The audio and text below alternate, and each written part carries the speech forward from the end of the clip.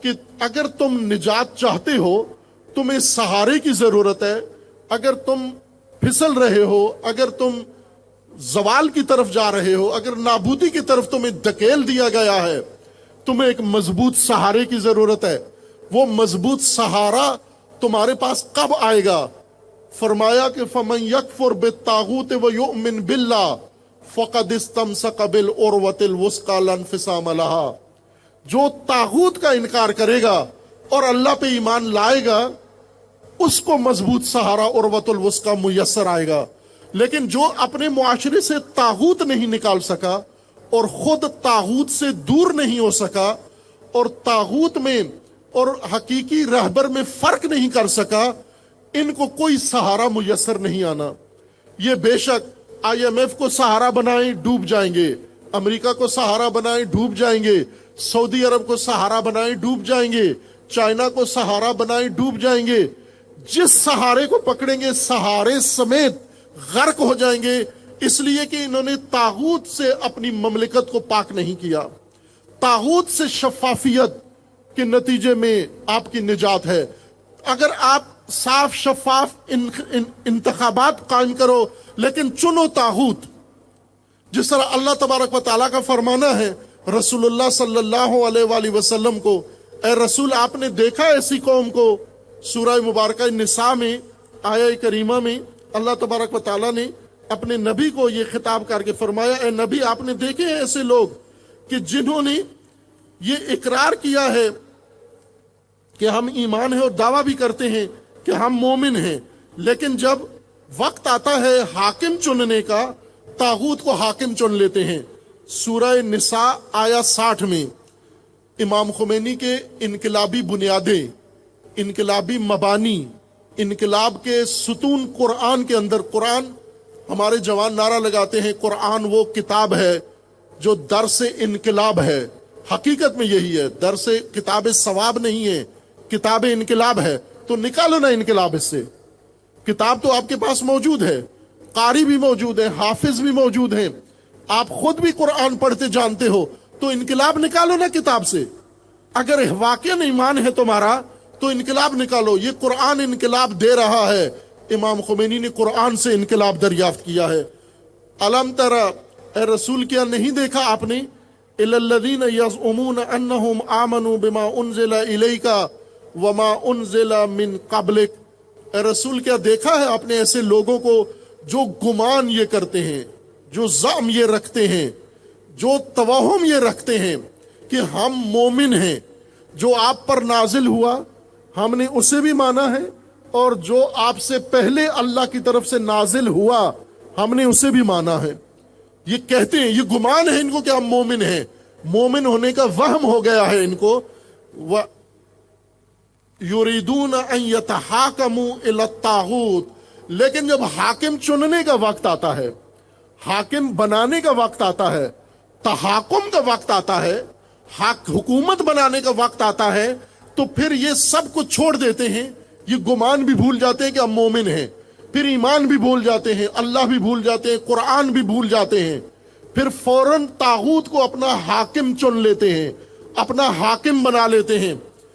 یتحاکموا الی الطاغوت وقد امروا ان یکفروا بہ، جبکہ ان کو حکم یہ دیا تھا اللہ نے کہ طاغوت کا تم نے انکار کرنا ہے، طاغوت کا انکار کر کے اللہ پر ایمان لانا ہے، نہ کہ اللہ پر ایمان لا کے طاغوت کو انکار کرنا ہے۔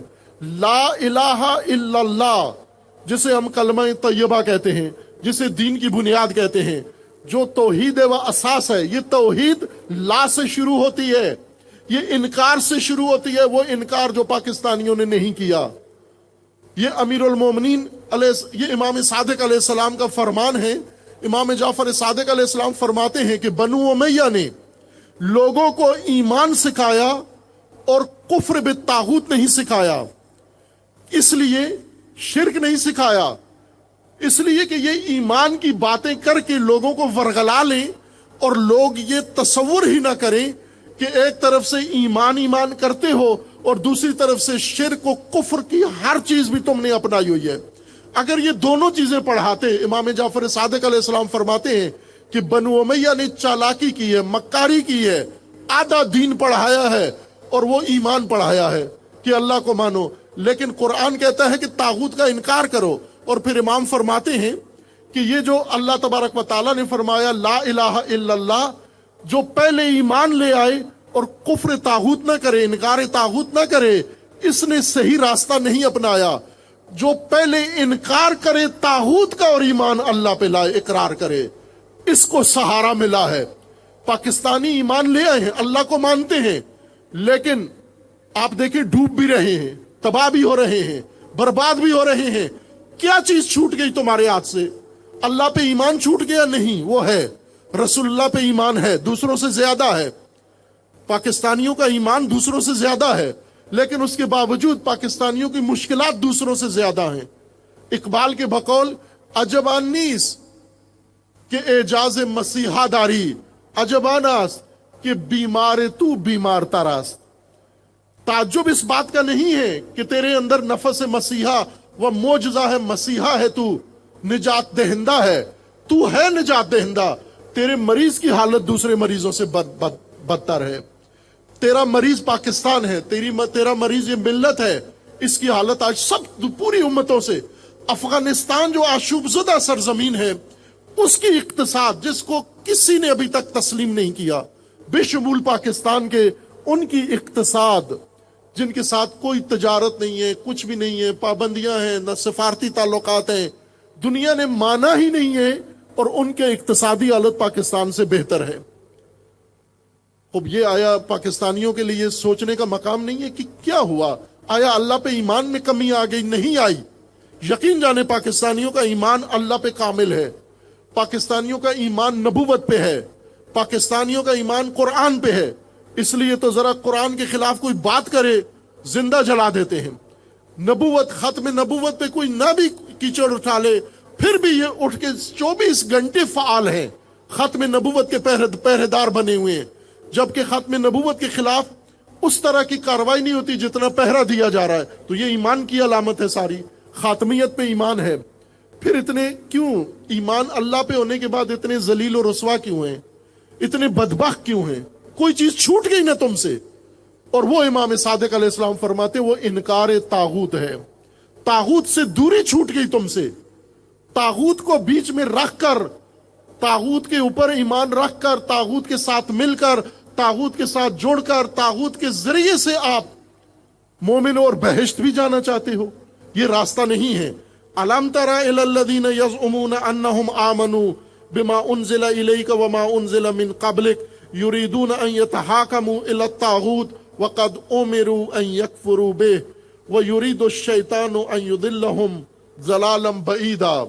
شیطان یہ کام کرتا ہے کہ تمہیں طاغوت کے ساتھ جوڑ کر، طاغوت کے ساتھ تمہارا رشتہ پکا کر کے، پھر اس کے بعد تمہیں بہت دور گمراہی میں جا کر دھکیل دیتا ہے اور ڈال دیتا ہے۔